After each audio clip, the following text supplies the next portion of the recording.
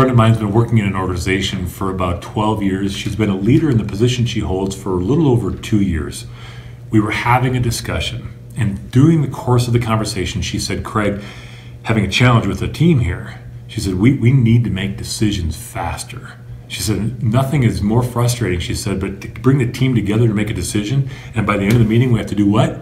Call another meeting. Hello, everyone. I'm Craig Ross. What I shared with her is based upon how the brain works, the science behind this thing. And it's what we've been sharing with leaders all around the world. It works like a charm because this is how this operates. It's built on some of the what we call mind factors. Perhaps in other videos you've seen this. Two that I want to emphasize now that I shared with my friend. Number one, the mind can only focus on one thought at a time. We bounce back among focus points a lot, but ultimately, at the end of the day, it's only one thought at a time. This becomes critical because whatever focus we have, that's the direction we're going. This is how belief systems are created. We are evidence collection experts. Whatever focus I have, I'm moving in that direction. After I shared this with this friend of mine, we then realized that because we understand how the mind focuses, we can predict human behaviors. Let me ask you, if you've been in a meeting and the team is dead set on analyzing problems, what level of engagement do you generally get across the team? Our 20 years of experience shows that you typically have 3 or a smaller group of people, subset, that are really getting into that, and you've got other people that are very careful about how they engage. Because when we're talking about problems, when we're talking about what's not working, it can be scary. Because some environments, workplace environments, that leads to what? Human conflict. Because perhaps something hasn't been executed. Perhaps there's a person that didn't fulfill a role, so on and so forth. Yet, we must go there. It's when we go there and how we go there that matters. This is how I coach this particular leader. It's what I want to share with you right now.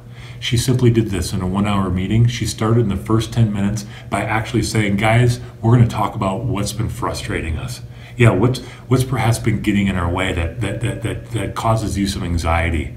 She knows that if she can get everybody focused there on this, we'll call it a map, she knows that it's going to serve the team by the end of the meeting. Second step, after that 10 minutes, she then went to this point of facts and data. She simply asked, what's current state? What do we know to be true? What's the data that we have? What's interesting is we watch leaders and teams at this point in the discussion, there will be professionals, you know this, who want a solution, who want to start saying, yeah, but let's do this. And as I coached this leader, she said, time out. I want to thoroughly understand the data. As Einstein said, if I did anything, I spent more time understanding the problem. And that created the outcomes we had that he drove. And so he said it differently, by the way. But the point is that understanding of data becomes really critical. Then as this leader had 30 minutes left in the meeting, she said, now let's take the third step forward. What are the solutions we have in front of us? What ideas might you have? What are the lessons we must learn here? What does success look like for us? All those forward-focused questions that you know are valuable. What's key is that third step becomes far more powerful and effective if we do the first 2 steps prior. We go in the direction of our focus, and when we understand this, we can predict human behaviors. As leaders, as teammates of teams that do big things, it is our responsibility to ensure that we're leveraging how this works to our advantage. Let's do big things.